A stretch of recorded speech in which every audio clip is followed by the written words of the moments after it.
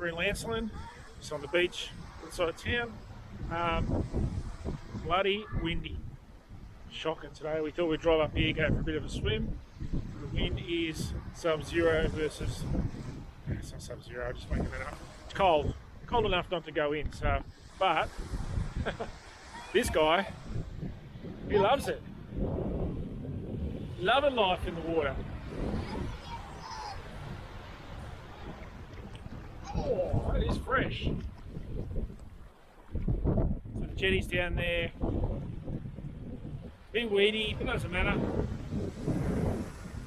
Brakes out the back. Surf life saving up the top there. Car's in the sand, it's blowing a gale. Not even a Chris gale. Nice kick, buddy.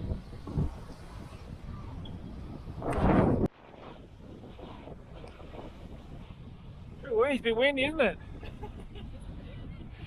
It's shocking.